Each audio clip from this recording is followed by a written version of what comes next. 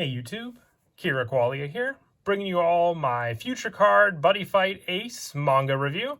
This has been a video I've been wanting to make for quite some time now, since I am a big fan of manga. Those of you that not know, right after card games, collecting manga is a big hobby of mine. And when I found out that the Future Card Buddyfight Ace had a manga series, I definitely wanted to jump on collecting this series and hopefully eventually collect the original Future Card Buddyfight manga as well. And there's also a spin-off series, which I will definitely want to get a hold of sometime in the future. But start off with the most recent series, which is the Future Card Buddyfight Ace series. There are 4 volumes in total in this series. I've been able to collect not just one, but all 3 of the current volumes out in the series. There's a 4th copy out as well to finish off the series with the God Clock player, K, on the cover. So definitely will be excited to get that as well. What's different about the anime and the 3 to 4 volumes we have out currently for Future Card Buddyfight Ace is the story basically follows the same plot.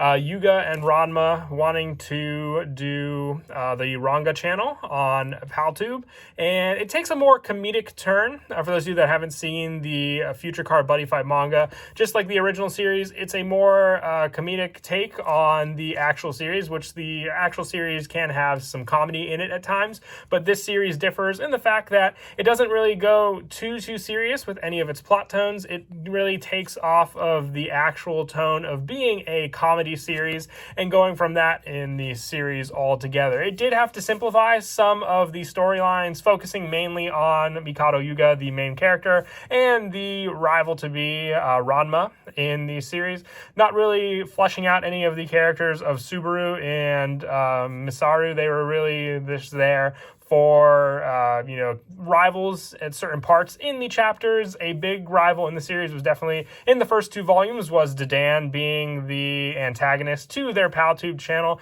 And they, like I said, when not really fleshing out the characters, we didn't really see as much in the development of Ranma as a character, going to the villain side. I definitely do think they did a better job of that in the anime, but they had more time to, develop his character in those series, where these were just basically meant to be a taste into the series. We had a little more information given for each one, and what's great is that Yuga wasn't really interested in card games in this series as much as he was in the anime. He just really wanted to have fun with his best friend Ranma, who introduced him to the series. But yeah, each panel basically had a more comedic turn, going off of the comedy sense more than the action sense, and as such, just like the Cardfight Vanguard manga, they had to really cut down on the actual fight scenes, just really initializing on specific moments for each of the fights they had. And they also differed a lot in the final round, with Ranma focusing on Ranma defeating Subaru and Masato, and then fighting Yuga in the final round. Since we didn't really have any other characters, to build off on, we didn't have Seiji or any of the other antagonists introduced during the Ace series. Like I said, the main focus being that Yuga even fought Dadan at one point in the final round. But it was still an interesting take. If you read these series after watching the Future Card Buddyfight Ace anime, you definitely got a different take for these series, just getting more out of each story. If you definitely, love the characters from the anime, you just came out loving those characters even more from this series. It's not like they were ruined in any way from the series. If anything, they were just, dived into more in a comedic sense, like I said, but still in a way where you could enjoy all the different characters and what they had to offer, including their buddy characters as well. Garga was still just as serious of a character, but just like in times of the anime, he could be, comedic at times when needed to, and go off of that fun that, Yuga and Ranma had as friends. And we also got, more of the manga kind of characters as well, going off of the fact that we had characters that were just in the manga, and that was given to us in the form of these amazing manga promos. For the first volume, we were given the Gargantua Dragon Punisher mode, which is another form of G-Evo for Gargantua Dragon to evolve into, which we still, got the same pattern with Gargantua Dragon, focusing on the fact that it had the deity G-Evo form afterwards in the final round, and focused on Gargantua Dragon in the first part of the series, which was another great part because it actually, just like the Cardfight Vanguard series, showed the different forms that you could go into. And Gargantua Dragon focused on a lot of the different manga forms, which we received in the Buddy Lineage set. Instead of the other different forms, it had like Sonic mode and Gatling mode, all those different ones. We had different forms, like I said, when I showed the promo off in this scene here. So the promos that we got with this definitely offered a lot to the actual sense that you can actually see cards that we got in the actual collectible card game and see them put out like we couldn't in the actual anime. The second volume, being the continuation, also focused on some of the different forms that Yuga used. It had also focused more on the fact that they did comedy in the series, but also the fact that he was focusing on wanting to win the ABC Cup to fight against Ranma, who, like I said, they definitely rushed his villain. It basically happened in a couple pages where he was good, and then all of a sudden just became a bad guy. That was probably my one negative part of the series and as a whole, but one thing I did like is that they still focused on Yuga using Katana World and Magic World, since he had some pretty, divulged character arcs in which he used both of these different flags in the original series as well. One thing I also noticed when I had to order these were not available at my local bookshop. I had to actually special order these to come in.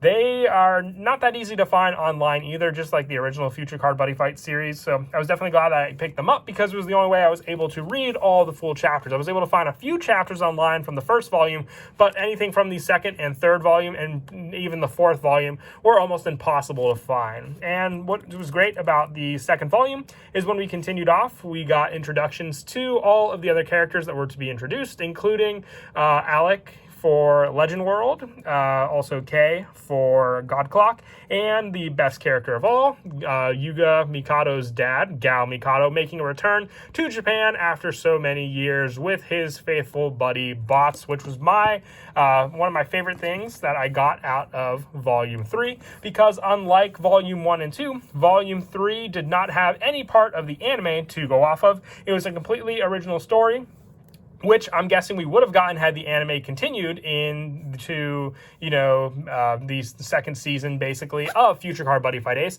We would have been introduced to Alec as a character, and this series started off with Ranma moving away to Singapore, and Yuga Mikado being very sad about it, not playing card games ever since he left, just not having the urge to play anymore since Ranma moved away. So needing cheered up, Ranma contacted Gao, who is a big celebrity in Japan, making his return, the normal Gao sense. Also wanting to buddy fight, against Yuga, which I think was great because we saw Bots in all his glory wanting to take on Garga, and Yuga getting ultimately defeated by his father, which I think was very, very fitting. But this also introduced us to the G-Boost series, which is what Yuga used to go up against Gao Mikado, since he needed something stronger to win against his father finally, which in the sense, Gao used 4 different shield cards in the second rematch fight against the two of them, but it still wasn't enough to stop the awesome power of G-Boost base, and Yuga won that fight. With, we had some stories introduced afterwards, introducing Alec and all of the different students who would become members of K's, new school that he would be starting for buddy fighters everywhere. We saw small glimpses, but the main focus on the story in this volume was the fact that Alec and Yuga were, they played a game originally when they were younger, and Yuga just defeated him in all of those different games, causing Alec to be jealous and want to basically outbest Yuga in all the different fights they did, including buddy fight, which he did very easily with the 2 Horus cards and their double buddy abilities, completely destroying Yuga. But what I thought was great is that in order for Yuga to defeat Alec once and for all, he had to go into the second form, which is G-Boost Craft, calling off of new different forms, which I thought would have been amazing if they implemented it into the anime. Not only would we have seen probably more of Masato and Subaru's characters, looked into for characters, but also just other characters as well, and all the different units, including Genesis Dragons, Dangerous Veggies, would have all been shown in this school academy setting for Buddy Fight. And then all these different fights we would have seen also, instead of just the quick ones we got in the series, we would have seen all the different cards and support for each individual, fighter played out for the rightful setting they needed. What I still enjoyed it. Basically, reading Volume 3 gave me a full, sense of what would have become of Season 2 of Buddyfight Ace, and I'm sure that would finish off with Volume 4, which I definitely do plan to pick up as well, and see what it has to offer story-wise, because we all know that Kay is the main villain of, or would have been the main villain of Season 2, in the form of God Clock wanting to erase everything, and Yuga having to stop him with G-Boost as well as the new play to go off of. Like I said, I would have loved to have seen it as an anime, but I am thankful for the manga to be here to give us these stories that we couldn't have gotten. And finishing off with the 4 volumes, sadly, since Future Card Buddyfight is finishing after the release of Buddy Ragnarok, which we had just had recently, but still grateful to have these volumes. And like I said, I want to collect all the other ones as well. A last final thing, I forgot to show all the other promos that you get with all the other volumes. With Volume 2, you get the Friendship Blade Deity Creations Fangflare Gargantua Punisher, a play off of the newest Gargantua Punisher that Yuga used to defeat Ranma in the final episode of the anime. This one, I love that it has both Ranma and Yuga on the art, and having 2 different effects, either destroying a card on the field 5 times or returning a card on the field 5 times to the hand. A very, very strong impact as well. And the final one being a mix for Alec and Yuga, being High Tension Battle, a Legend World and Dragon World dual card, being able to have different generic effects based on if you have a Dragod on the field. We got 3 awesome promos for these volumes. I know you get manga promos for the original series and the spin-off series as well, so hopefully I can get those promos and do some reviews on those series as well once I pick them up. But like I said, hoping to pick up Volume 4 very soon as well, and if I do, I will definitely do a review on that series to finish off all of these together. But like I said, ordering those takes a good amount of time, and wanted to show all these different manga for those of you that didn't even know that these existed, for the Future Card Buddyfight series. But that is it for the video. I hope you all enjoyed. Until next time, please don't forget to leave a like and subscribe, and Kira Qualia out.